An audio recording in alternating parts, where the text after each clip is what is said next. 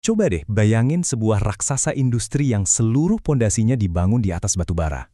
Sekarang, bayangin raksasa yang sama harus siap-siap meninggalkan pondasi itu dan lompat ke dunia yang sama sekali baru. Dunia AI dan energi hijau. Nah, itulah pertaruhan super besar yang lagi dilakuin sama PT Dian Swastatika Sentosa atau DSSA. Dan ini bisa mengubah peta industri di Indonesia. Nah, ini dia nih inti masalahnya. Lihat deh grafiknya. Lebih dari 90% sumber duit DSSA itu datangnya dari batu bara. Di satu sisi, ya ini mesin uang mereka. Tapi di sisi lain, ini tuh bom waktu. Kenapa? Karena dunia makin menekan penggunaan energi kotor. Ketergantungan inilah yang memaksa mereka buat bertaruh besar-besaran. Oke, jadi begini rencana kita buat ngebahas transformasi raksasa ini. Kita bakal mulai dari apa sih yang mendorong mereka berubah, terus kita bedah strategi digitalnya, kita timbang juga risikonya, dan terakhir, kita lihat kenapa pertaruhan mereka ini sebenarnya jadi cerminan masa depan kita semua. Oke, pertama-tama kita kenalan dulu sama raksasa ini. Dan kita coba pahami segede apa sih perubahan yang lagi mereka hadapi sekarang. Nah, yang perlu banget kita ingat, DSSA ini bukan pemain kemarin sore. Mereka itu bagian dari grup Sinarmas, salah satu konglomerat paling gede di Asia Tenggara. Artinya apa? Artinya keputusan buat pindah haluan dari batu bara ini adalah keputusan strategis yang datang dari level paling atas.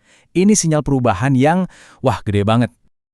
Sekarang pertanyaannya, apa sih yang bikin mereka nekat berubah?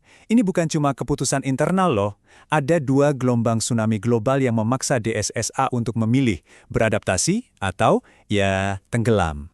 Jadi, intinya tuh, DSSA ini kayak kejepit di antara dua kekuatan raksasa. Di satu sisi ada tarikan masif dari revolusi AI yang butuh data center. Di sisi lain, ada dorongan kuat dari seluruh dunia yang nuntut energi hijau. Mereka nggak bisa milih salah satu, mereka harus bisa menari di antara keduanya. Kekuatan pertama, ledakan data gara-gara AI. Dunia ini butuh 100 gigawatt kapasitas pusat data baru sampai tahun 2030. Biar kebayang, angka ini sama aja dengan kita menggandakan semua kapasitas data center yang ada di seluruh dunia saat ini. Ini tuh kayak demam emas versi digital, dan DSSA jelas pengen ikut gali emasnya. Dan buat ngebangun itu semua, butuh modal senilai $3 triliun.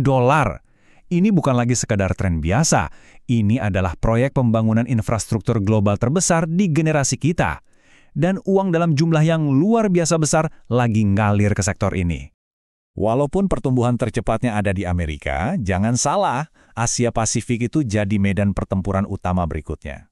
Dan Indonesia, wah kita ini ada persis di pusat ledakan permintaan ini, yang bikin lokasi kita jadi sangat-sangat strategis. Tapi ada jangkar yang kayak nahan laju mereka. Di saat masa depan digital manggil-manggil, bisnis batubara mereka itu berisiko jadi aset terdampar. Maksudnya apa?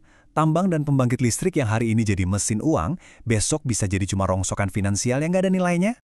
Jadi, gimana cara DSSA menjawab dua gelombang besar tadi? Yuk kita lihat strategi mereka buat ngebangun identitas baru di era digital ini. Strategi mereka itu fokus banget, bangun dua pilar baru. Di satu sisi, mereka bangun infrastruktur digital buat nyambut revolusi AI. Di sisi lain, mereka siapin energi terbarukan buat ngasih tenaga ke masa depan itu. Ini bukan lagi sekedar wacana, ini udah jadi fondasi bisnis baru mereka. Di pilar digital, mereka ini nggak main-main. Mereka bangun ekosistem yang lengkap banget, mulai dari kabel fiber optik ke rumah kita lewat MyRepublic, sampai ke otak dari revolusi AI di pusat data SM+. Ini bukan sekedar ikut-ikutan tren ya, ini adalah upaya serius buat mendominasi pasar. Nah, di pilar energi terbarukan strateginya mirip, kuasai semuanya dari hulu sampai hilir. Mereka nggak cuma bangun proyek pembangkit listrik, tapi juga produksi panel surya sendiri di pabrik terbesar se-Indonesia sambil ngebor panas bumi. Ini cara mereka buat pegang kendali penuh atas nasib energi bersih mereka sendiri. Kutipan dari direktur utamanya ini penting banget. Coba perhatiin kata-katanya, beradaptasi dan berinovasi. Ini bukan lagi soal cari untung tambahan, ini soal bertahan hidup. Pimpinan mereka secara terbuka bilang kalau masa depan perusahaan ini bergantung sepenuhnya pada langkah pivot ini. Tapi, transformasi segede ini punya satu tantangan klasik yang besar, duit.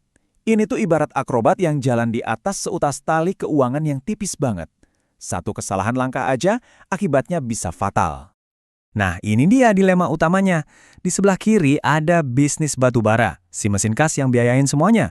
Di sebelah kanan ada bisnis digital dan hijau, investasi masa depan yang haus modal banget. Jadi intinya, masa lalu yang kotor ini yang bayarin masa depan yang bersih. Pertanyaannya, duit dari batubara ini cukup nggak? Dan bisa bertahan berapa lama buat wujudin visi ini? Dan inilah alasan kenapa diversifikasi itu jadi sangat mendesak buat mereka. Coba lihat perjalanan pendapatannya. Ini bukan grafik, ini roller coaster. Sempat di puncak euforia tahun 2023, terus tiba-tiba anjlok. Sebuah perusahaan nggak bisa bangun masa depan di atas pondasi yang goyang kayak gini.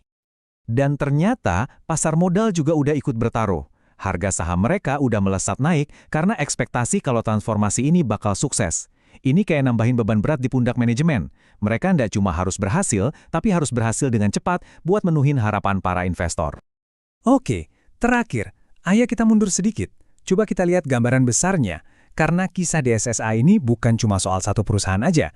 Ini adalah cerminan dari ambisi dan tantangan bangsa Indonesia itu sendiri.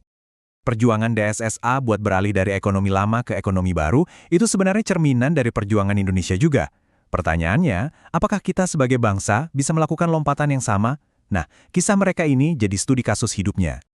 Jadi, waktu kita ngamatin DSSA, sebenarnya kita lagi bertanya pada diri sendiri, bisa nggak sih Indonesia ngurangin ketergantungan sama bahan bakar fosil?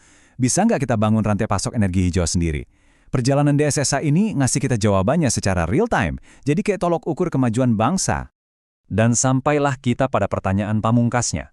Akankah raksasa batubara ini berhasil bertransformasi jadi pemimpin digital? Ini adalah pertaruhan besar yang hasilnya nggak cuma nentuin nasib satu perusahaan, tapi juga bakal ngasih petunjuk soal arah masa depan ekonomi Indonesia. Hanya waktu yang bisa menjawabnya.